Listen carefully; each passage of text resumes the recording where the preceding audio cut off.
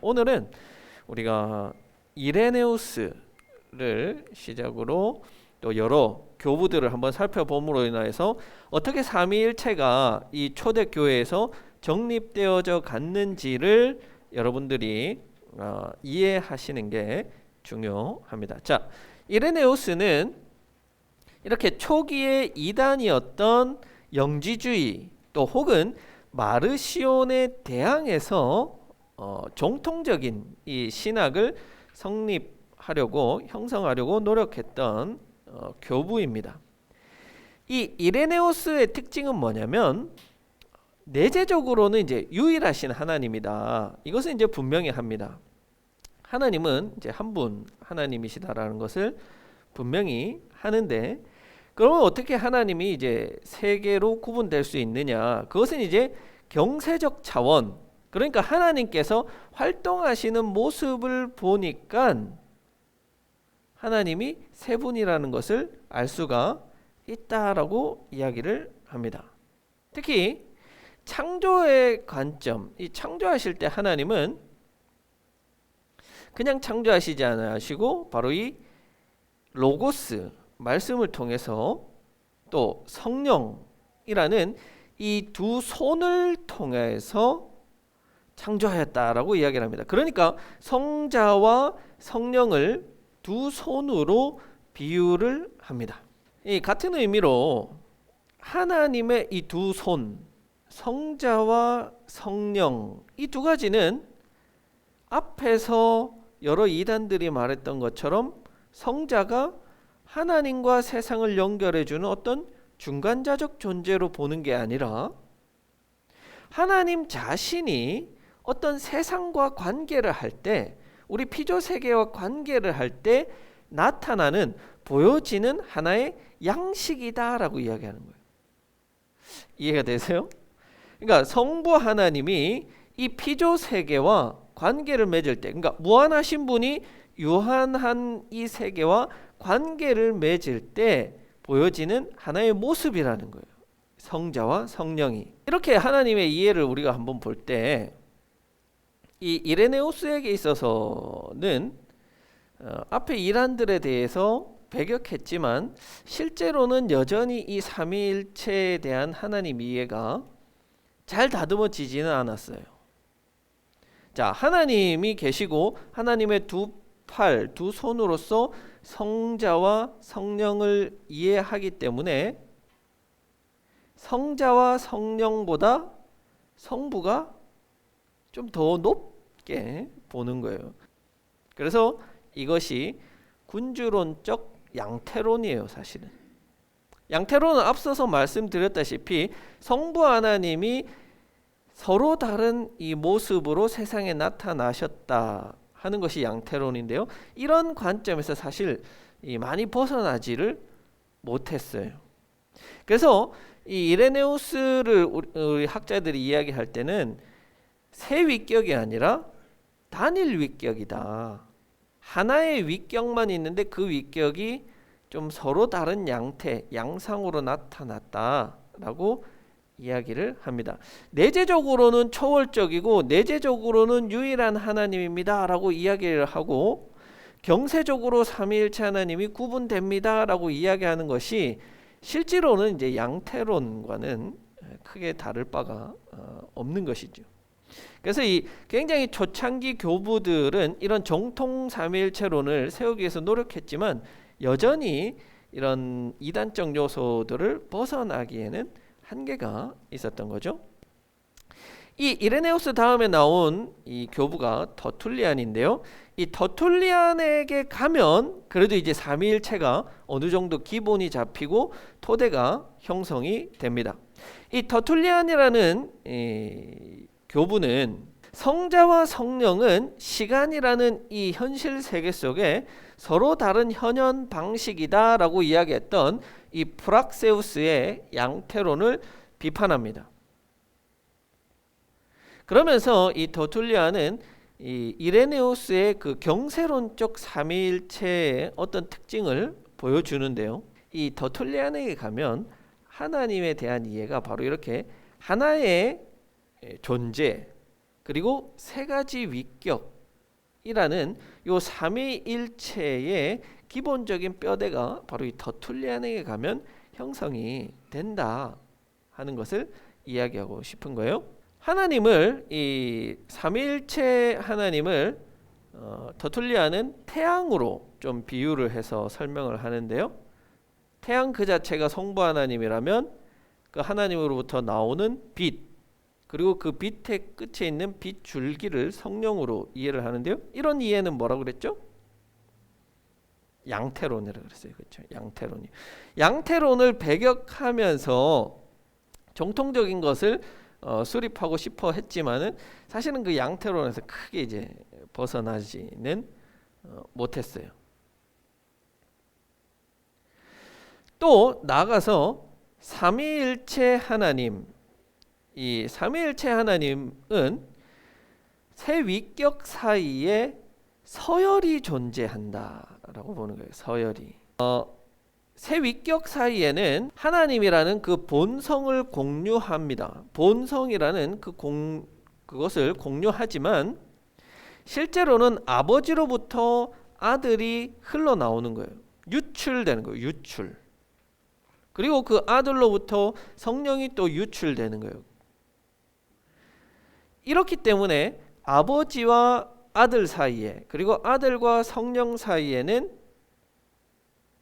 서열이 생기는 겁니다. 가장 위에 아버지, 그 밑에 아들, 그 밑에 성령 순으로 서열이 생기기 때문에 이것은 종속의 관계죠. 종속되는 거예요.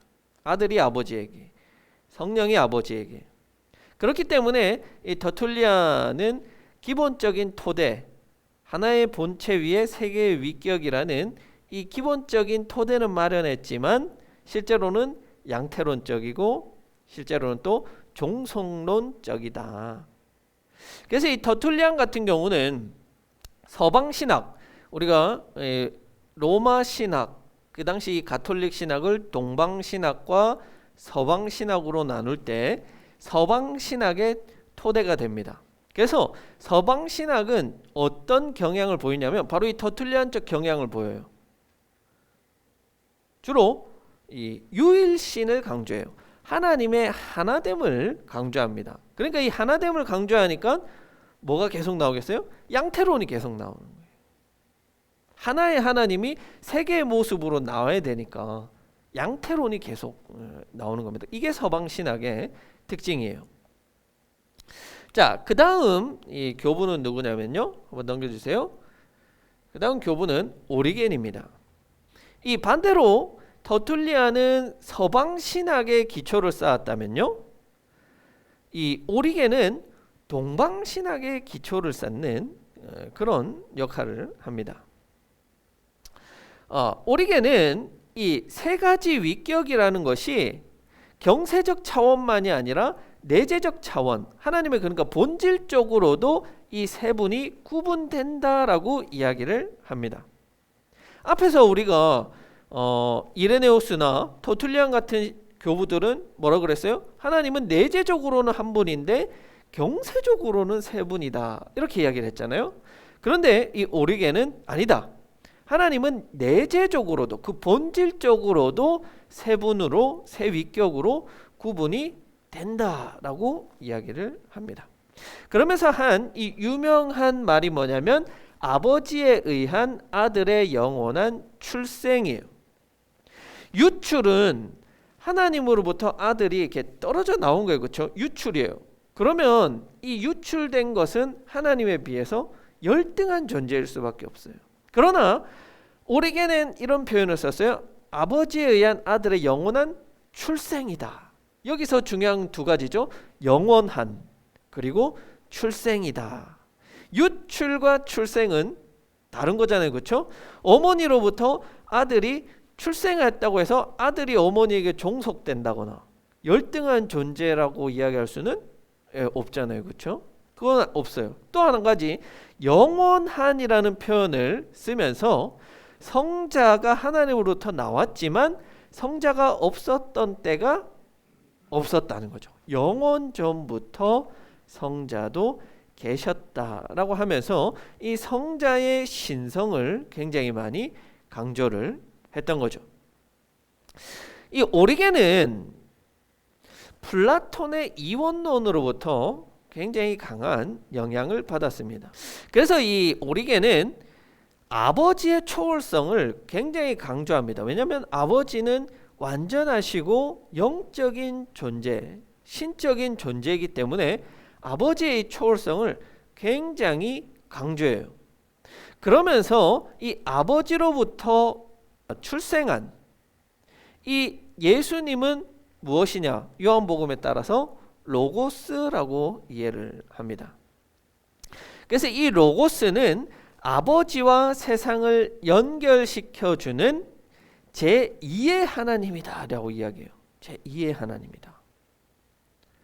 왜냐하면 이 성자와 성령은 하나님과 본성적으로 동일하신 분이 아니기 때문에 그래요. 앞에서 말씀드렸다시피 내재적으로도 구분이 된다라고 이야기를 했잖아요. 그렇죠?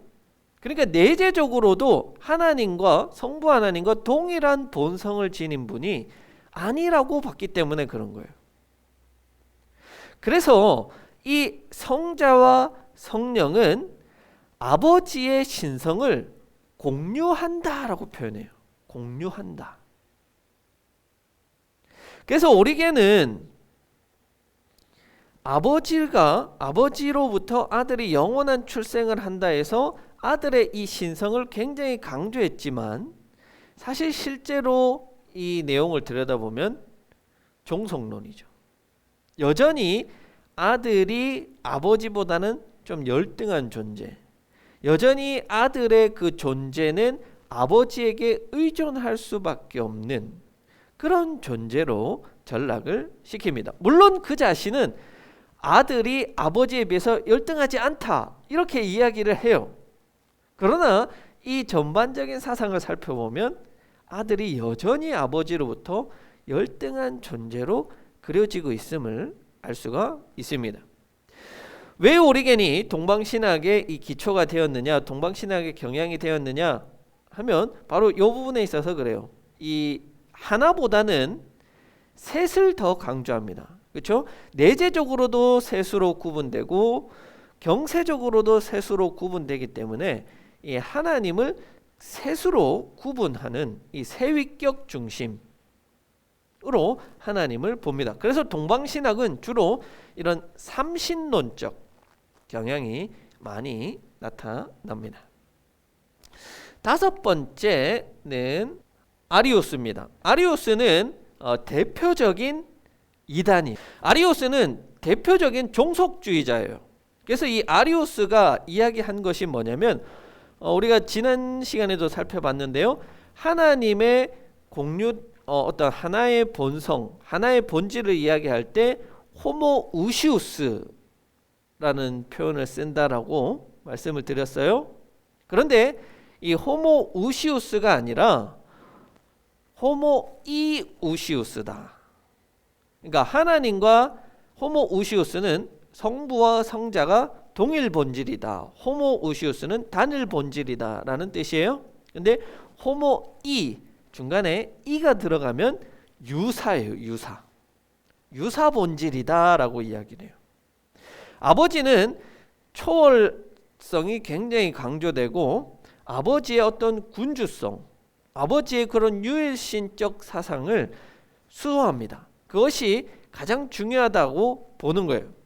그래서 이 아리우스는 그럼 아들은 뭐냐? 아들은 무에서 생겨났다. 아들은 창조됐다 라고 이야기를 합니다. 그럼 아들은 뭐예요? 아들도 하나님이 아니라 피조물인 거예요. 그렇죠? 피조물이에요. 그래서 이 아들은 하나님과 동일한 본질이 아니라 유사한 본질이다. 그렇게 이야기를 합니다. 그러면 아리우스는 왜 이렇게 이야기를 했느냐? 그것은 바로 하나님과 세상을 분리시키려고 하는 거예요. 하나님의 이 완전성, 하나님의 이 온전성과 이 세상의 물질적인 악함, 불완전성, 이것이 만날 수가 없는 거예요. 그래서 이 두 가지를 분리시켜야만 했던 거예요. 그래서 이 아버지의 초월성, 군주성, 또 자존성, 스스로 존재함, 이것을 지키기 위해서 인간이 되신 예수 그리스도를 피조물로 전락을 시켜야만 했던 겁니다. 그리고 예수님이 십자가에서 고통당하셨는데 어떻게 하나님이 고통당할 수 있어요? 그렇죠? 완전하신 하나님이 이해할 수 없어요. 그래서 이 예수는 하나님 그 자체가 아니라 하나님의 피조물이고 하나님과 유사한 본질을 가지고 있다라고 예수님을, 이 성자를 하나님보다 열등한 존재라고 인식을 합니다. 이 아리우스의 반대에서 알렉산드리아의 주교인 알렉산더는 아니다, 성부와 성자는 동일 본질이다, 호모우시우스다, 아들은 영원 전부터 있고 영원까지 있는, 아들은 영원한 존재이다 라고 반박을 합니다. 이렇게 아리우스와 알렉산더 사이에 논쟁이 생기기 시작했던 거예요. 하나님이, 그러니까 성자에 대해서, 성자의 위치에 대해서 성자가 온전히 하나님이냐, 아니면 하나님과 그냥 유사한 거냐, 아니면 그냥 인간 중에 하나냐, 이것으로 인해서 아리우스와 알렉산더 사이에 논쟁이 시작됐는데, 이것이 단순히 두 사람만의 논쟁이 아니라 아리우스를 추종하는 교회와 세력들, 알렉산더를 추종하는 교회와 세력들 간의 다툼이 되어서 이것이 마침내에는 로마 제국 전체의 교회들이 참여하는 굉장히 큰 이 신학 논쟁이 됐습니다. 이렇게 큰 신학 논쟁이 되니까 이 콘스탄틴 황제가 이러다가 이 로마 제국이 동서로 분열되는 거 아닌가 하는 걱정을 하게 돼요. 그러면서 이 황제가 회의를 소집합니다. 각 주교들이 다 모인 회의를 소집합니다. 그래서 여기서 논쟁하고 이야기해서 하나로 결정을 내라. 그게 바로 니케아 공의회라는 겁니다. 니케아시에서 열린 공의회인데요. 바로 이 니케아에서 이제 회의를 열어서 회의를 주재를 합니다. 자꾸 안 되네요. 자, 이 니케아 공의회에서 주된 이 논쟁은 크게 세 개의 분파로 나뉘어져서 논쟁이 일어납니다. 하나는 이제 알렉산더고요. 또 하나는 아리우스고요. 또 하나는 이 오리겐인데요. 이 세 가지 파로 나뉘어서 주로 논쟁이 일어났습니다. 그런데 이 아리우스는 이단이잖아요, 그렇죠? 뭐 처음부터 이단은 아니었습니다만 아리우스는 주교가 아니었어요. 그러니까 이 주교 회의에 실제로는 참여할 수가 없었던 거죠. 그래서 이 아리우스를 따르던 주교 중 한 명인 니코메디아의 유세비우스라는 주교가 아리우스를 이제 대변해서 논쟁에 참여를 하게 됩니다. 자, 결과론적으로는 이 주교 회의에서 아리우스, 바로 이 유사본질, 성자는 하나님보다 열등한 존재다, 성자는 하나님의 신성을 가지고 있지 않다라고 이야기한 이 아리우스를 이단으로 결의를 합니다. 그래서 이 아리우스가 이야기했던 아들은 피조물이다, 아니다, 아들은 피조물이 아니고 아들은 아버지로부터 창조되지 않았고, 앞에서 사용했던 용어죠. 아들은 아버지로부터 출생하며 아버지의 본질로부터 나온다라는 것을 결의합니다. 그래서 아들과 아버지는 동일 본질이다, 같은 본질이다, 같다라는 것을 결의합니다. 그래서 호모우시우스, 이것을 결의합니다. 여기서 이제 해결이 됐죠? 뭐가 해결됐냐면 아버지와 아들 사이에 서열이 존재한다. 종속론은 이제 더 이상 교회 안에서 발붙일 곳이 없게 되었습니다. 그러나 여전히 이 문제는 남아있죠. 바로 양태론. 양태론이 해결이 안 된 거예요. 아들과 아버지가 하나의 존재라면 어떻게 서로 다른 위격으로 나타날 수 있느냐, 이걸 해결을 못한 거예요. 이것을 해결 안 하고 그냥 끝이 나버렸어요. 동일 본질, 동일 위격이라는 표현을 써서 마무리를 지어버립니다. 그러니까 여전히 양태론적인 요소가 남아있는 거죠. 그리고 이 니케아 공의에서 결의한 이 니케아 신조의 가장 큰 단점은 바로 이 성령에 대한 언급이 없다는 거예요. 그래서 이 니케아 신조가 굉장히 중요한데 사실은 삼위일체론 쪽으로 온전한 신조다라고 보지는 않습니다. 그 이후에 이제 콘스탄티노플에서 한 번 더 공의회가 열리고 콘스탄티노플에서도 신조를 만드는데요. 그래서 여기서는 이제 성령이 들어가면서 완전한 삼위일체 신조가 만들어집니다. 그래서 니케아 콘스탄티노플 신조라고 흔히 알려져 있는 그 신조가 삼위일체의 완전한 토대가 됩니다. 근데 이 처음 세워진 이 니케아 신조는 사실 이런 한계가 있다는 거죠. 나눠드린 유인물에 니케아 신조가 실려 있습니다. 한번 봅시다. 자, 제가 한번 읽어볼게요. 우리는 한 분이신 하나님을 믿는다. 자, 한 분. 그분은 전능하신 아버지이며 유형무형한 만물의 창조주이시다. 그리고 우리는 한 분이신 주 예수 그리스도를 믿는다. 그분은 하나님의 외아들이시며 아버지에게서 났으며 곧 아버지의 본질에서 나셨다. 출생했다는 거죠. 같은 본질이죠. 하나님에게서 나신 하나님이며 아버지와 본질이 같다. 호모우시오스. 예수님으로 말미암아 만물이, 하늘에 있는 것들이, 땅에 있는 것들이 생겨났다. 로고스를 고백하는 거죠. 그분은 우리 인간을 위하여, 우리의 구원을 위하여 내려오시어 육신을 취하시고 사람이 되셨으며 고난을 받으시고 사흘 날에 부활하시고 하늘에 올라가셨으며 산자와 죽은 자를 심판하러 오실 것이다. 그리고 우리는 성령을 믿는다. 그리고 우리는 성령을 믿는다. 좀 이상하죠, 그렇죠? 성령은 하나님이다 라는 표현이 아니에요. 성령을 믿는다.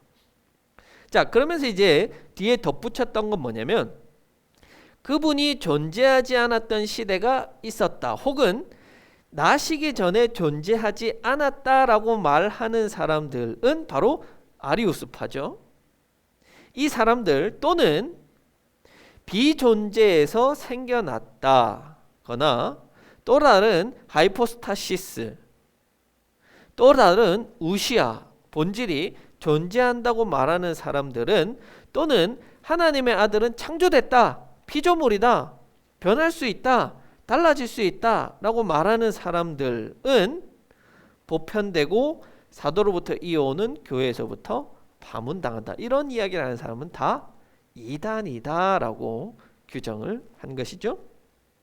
그래서 이렇게 니케아 신경, 니케아 신조에서는 성부와 성자가 동일 본질이다는 것에 집중했고 그것을 결의한 것이다 라고 볼 수 있습니다. 자, 그래서 이 니케아 신조를 통해서 아리우스 주의는 정죄하고 사실 이제 모든 것이 다 끝난 것처럼 보여요. 명확해진 것처럼 보여요.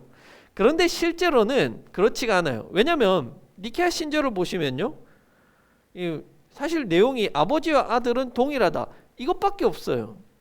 다른 내용이 구체적으로 드러나 있지가 않아요. 아버지와 아들이 그럼 어떻게 동일 본질이고 어떻게 다른 위격인지에 대한 설명이 없는 거예요.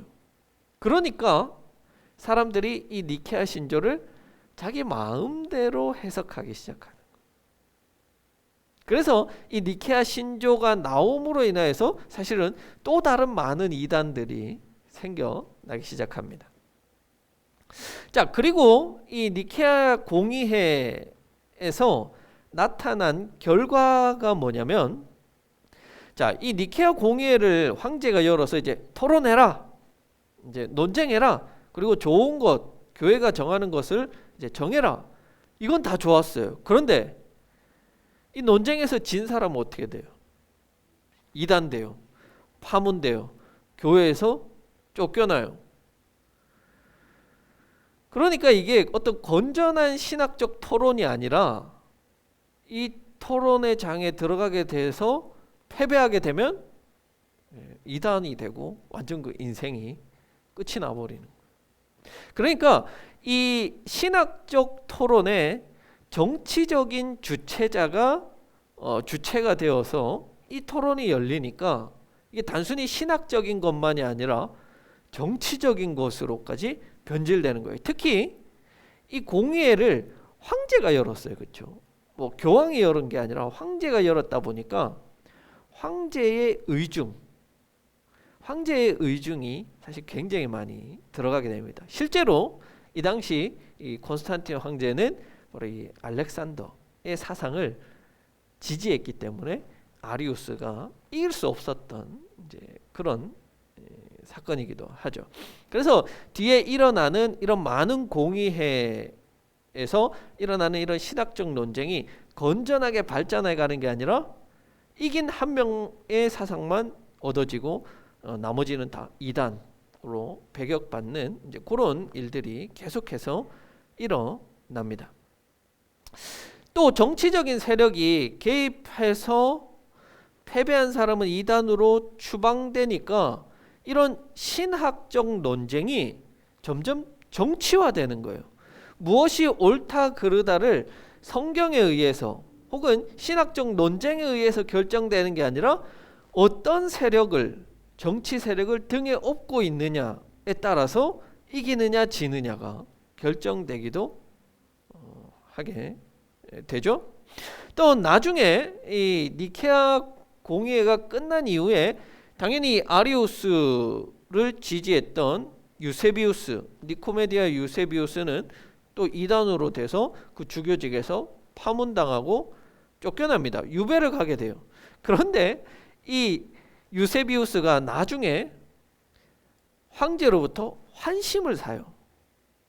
그래서 도리어 이 알렉산더의 제자였던 아타나시우스는 알렉산더의 사상 그리고 니케아 신조를 굉장히 지키고 싶어 했던 사람이에요. 그러니까 정통이죠. 그런데 이 사람을 황제의 힘을 입어서 파문시켜요. 쫓아내요. 유배시켜요.